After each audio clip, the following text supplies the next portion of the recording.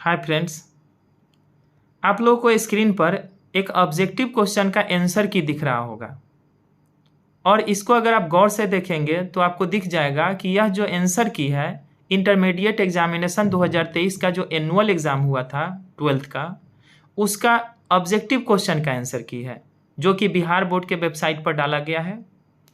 और इस आंसर को देखने से हमें तो यही लगा कि बिहार बोर्ड को अंक 4 का ग्रहण लग गया है। आप लोग को हंसी आएगा, लेकिन यह भी आप लोग को पता है कि आर के शर्मा अगर कुछ बोलते हैं तो उनके पास प्रूफ होता है। हाथ कंगन को आरसी क्या और पढ़े लिखे को फारसी क्या। चलिए मैं आप लोग को प्रूफ दिखाता हूँ। आप लोग को याद होगा जब 12th का एग्जाम हुआ था, मैंने ऑब्जेक्टिव क्वेश्चन का आंसर की दिया था और उसमें बार बार मैंने इस बात को स्पष्ट किया था कि 4 क्वेश्चन ऐसा है जिसका चारों ऑप्शन गलत है। 4 क्वेश्चन, ध्यान दीजिएगा, 4 क्वेश्चन ऐसा है जिसका चारों ऑप्शन गलत है। तो इस बात का मैंने जोर भी दिया था और यह बार बार आप लोगों को समझाया था कि कौन कौन क्वेश्चन गलत है, किस किस क्वेश्चन का ऑप्शन गलत है। यह सब मैंने स्पष्ट किया था उस वीडियो में। अगर आप लोगों ने नहीं देखा है तो मेरा पीछे का जो वीडियो है उसमें जाके देख भी सकते हैं यूट्यूब चैनल पर। अब 4 को हम इसलिए जोड़ दे रहे हैं क्योंकि फिर से इस वर्ड को रिपीट कर दिया गया है। कैसे रिपीट कर दिया गया है इसको समझते हैं। आप लोग यह जो आंसर की देख रहे हैं, इस आंसर की में अगर आप लोग देखेंगे तो 7 नंबर क्वेश्चन, उसके बाद चलिए 23 नंबर क्वेश्चन और 69 69 नंबर क्वेश्चन, 3 क्वेश्चन में आप लोग को दिख रहा होगा कि बोर्ड ने भी इसके चारों ऑप्शन को गलत कहा है, यानी रॉन्ग ऑप्शन। तो 3 क्वेश्चन यहाँ पर बोर्ड के द्वारा दिया गया है कि इसका ऑप्शन रॉन्ग है, लेकिन मैंने कहा था कि 4 क्वेश्चन ऐसा है जिसका ऑप्शन रॉन्ग है। इसका मतलब एक क्वेश्चन अभी बचा हुआ है जो कि बिहार बोर्ड से छूट गया है। और आश्चर्य की बात यह है कि एक क्वेश्चन उसमें से बच गया और 3 क्वेश्चन आप लोगों को इसमें इस तरह का दे दिया गया है जिसका आंसर गलत है फिर से, यानी फिर से 4 के 4 पुरा दिया गया। और इसीलिए मैंने कहा है कि बिहार बोर्ड को इस अंक 4 का ग्रहण लग गया है। अब चलते हैं वह कौन सा है। तो सबसे पहले हम लोग चलते हैं जो पहले का है। पहले का है मतलब एक क्वेश्चन भी बचा हुआ है जिसका चारों के चारों ऑप्शन गलत है। उस क्वेश्चन को हम लोग देख लेते हैं। वह क्वेश्चन को समझने के लिए हम लोग आ गए हैं क्वेश्चन नंबर 16 में। क्वेश्चन नंबर 16 जिसके लिए मैंने आप लोग को कहा था कि इसका चारों ऑप्शन गलत है। कैसे गलत है फिर से समझ ले। इस क्वेश्चन में अगर आप देखेंगे तो इसमें विद्युतीय बल और गुरुत्वीय बल के अनुपात का क्रम पूछा गया है। इलेक्ट्रिक फोर्स और ग्रेविटेशनल फोर्स के रेशियो का ऑर्डर पूछा गया है।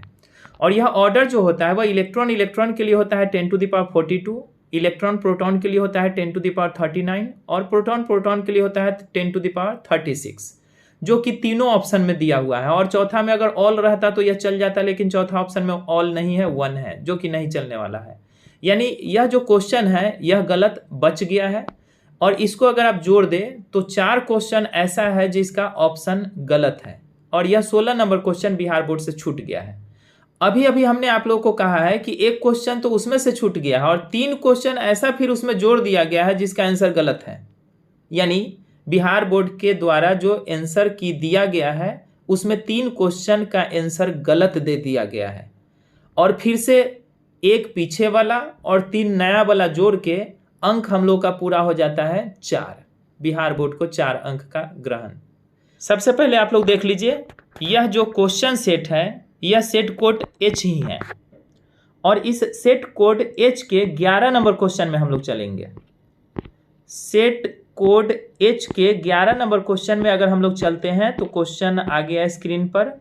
11 नंबर क्वेश्चन आप लोग को दिख रहा है कि यह सिंबल दिया हुआ है और सिंबल अगर आप लोग देखेंगे तो यह जो सिंबल दिया गया है, अगर आप पीएन जंक्शन यानी डायोड का सिंबल बनाते हैं तो इसमें तो पहले ट्रायंगल होता है, उसके बाद परपेंडिकुलर लाइन होता है, उसके बाद हॉरिजॉन्टल लाइन होता है। इस तरह का सिंबल होता है। यह लेफ्ट वाला जो आप लोग देखेंगे ट्रायंगल और लाइन, इसके लिए हमने आप लोग को समझाया था कि सिर्फ लेफ्ट वाले को देखा जाए तो यह पी टाइप होता है और यह राइट वाला पोर्शन जो होता है वह एन टाइप होता है। ऑप्शन को अगर आप ठीक से देखेंगे तो इसमें पी टाइप और एन टाइप भी है दिया हुआ। और अगर पी टाइप एन टाइप दिया हुआ है तो अगर हम क्वेश्चन को सही माने तो इसका सही आंसर होना चाहिए सी। लेकिन जो आंसर की दिया गया है उसमें सही आंसर दे दिया गया है ए। डायोड यह है लेकिन डायोड का आधा पिक्चर है। डायोड में पी टाइप एन टाइप दोनों होता है और इसमें सिर्फ पी टाइप को दिखाया गया है, आधा पोर्शन को दिखाया गया है, इसलिए हम इसमें ए सही नहीं मान सकते हैं। हम इसमें चूंकि आधा पोर्शन है इसलिए इसको पी टाइप मान सकते हैं। तो इस तरह 11 नंबर क्वेश्चन का जो आंसर की में आंसर दिया गया है वह ए है, जबकि सही आंसर होना चाहिए सी। अगला क्वेश्चन आप लोग के स्क्रीन पर दिख रहा है, यह है क्वेश्चन नंबर 20। इस क्वेश्चन में अगर आप लोग देखेंगे तो यह जो वेव है उसका पहला इक्वेशन दिया हुआ है y1 is equal to 4 sine omega T, और दूसरा इक्वेशन जो है उसका दिया हुआ है y2 is equal to 3 cos omega T. यहाँ पर अगर आप एम्पलीट्यूड को देखें तो फर्स्ट वेव का जो एम्पलीट्यूड है वह 4 है और सेकेंड वेव का जो एम्पलीट्यूड है वह 3 है। क्वेश्चन में अगर आप देखेंगे तो यहाँ पर मैक्सिमम एम्पलीट्यूड पूछा जा रहा है, यानी ए मैक्स पूछा गया है। और ए मैक्स के लिए आप लोग को पता होना चाहिए कि ए मैक्स इज इक्वल टू होता है A1 plus A2, A1 plus A2, यानी 4 और 3 को डायरेक्ट हम लोग को जोड़ना पड़ेगा और 4 और 3 को डायरेक्ट जोड़ते हैं तो हम लोग का सही आंसर हो जाता है 7। अगर आप लोग देखेंगे तो ऑप्शन ए में दिया हुआ है जो कि सही आंसर होना चाहिए, लेकिन वेबसाइट के आंसर में दिया गया है ऑप्शन बी। इसका आंसर बी हो सकता था अगर यह मैक्सिमम वर्ड नहीं रहता तो।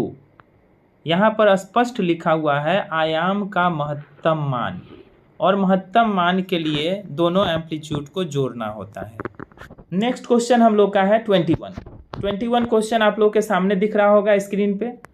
इस क्वेश्चन में है परिनलिका में चुंबकीय ऊर्जा घनत्व का फॉर्मूला, यानी आपसे पूछा जा रहा है फॉर्मूला मैग्नेटिक एनर्जी डेंसिटी का। आप लोग याद किए हुए होंगे कि मैग्नेटिक एनर्जी डेंसिटी का फॉर्मूला होता है हाफ BA²/μ0, यानी BA²/2 μ0। अगर आप गौर से देखेंगे तो यहाँ पर ए में हिंदी में भी BA²/2 μ0 है, इंग्लिश में भी BA²/2 μ0 है। अगर आप बी ऑप्शन को देखेंगे तो बी में देखिएगा तो यह बी में जो है बी पर स्क्वायर लगा हुआ नहीं है, जबकि इंग्लिश वाले ऑप्शन में देखिएगा तो बी पर स्क्वायर लगा हुआ है।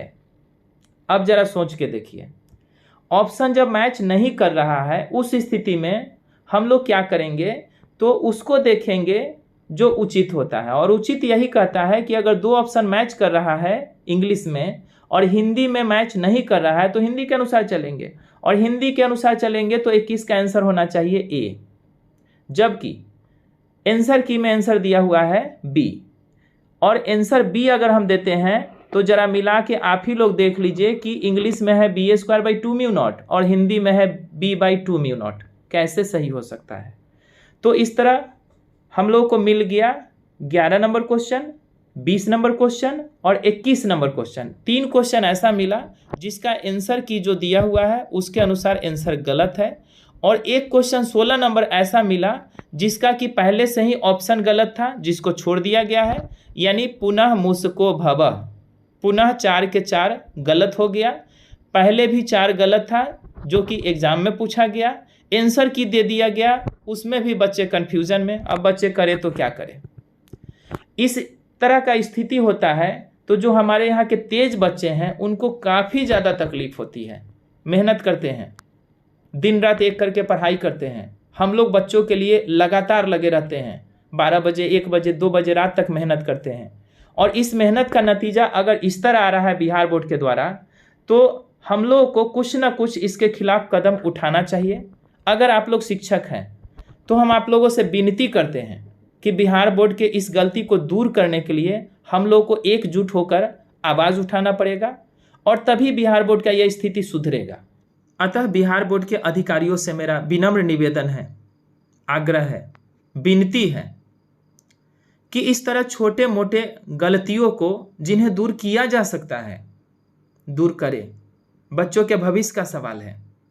हमारे बिहार के बच्चे भारत में हमेशा आगे रहे हैं, अभी भी आगे रहते हैं, लेकिन यह जो एग्ज़ाम होता है और एग्ज़ाम के बाद जो रिज़ल्ट होता है, हमारे बहुतों ऐसे प्रतिभावान बच्चे हैं जो मेहनत करते हैं, दिन रात एक करके पढ़ाई में लगे रहते हैं, जो हमेशा ऊंचा ऊंचा ख्वाब देखते हैं, उनके मनोबल को ढा दिया जाता है, उनके पढ़ने की इच्छा मर जाती है। और जो बच्चे बिहार में टॉप करना चाहिए, भारत में उन्हें आगे रहना चाहिए, वैसे बच्चे भी इस चक्कर में पढ़ाई में पीछे पड़ने लग जाते हैं। तो हम लोगों को चाहिए कि बच्चों को सपोर्ट करें। अगर वो मेहनत कर रहे हैं तो मेहनत के अनुसार उन्हें रिजल्ट दें। हमारे बच्चे अव्वल थे, अव्वल हैं और अव्वल रहेंगे। Thank you very much.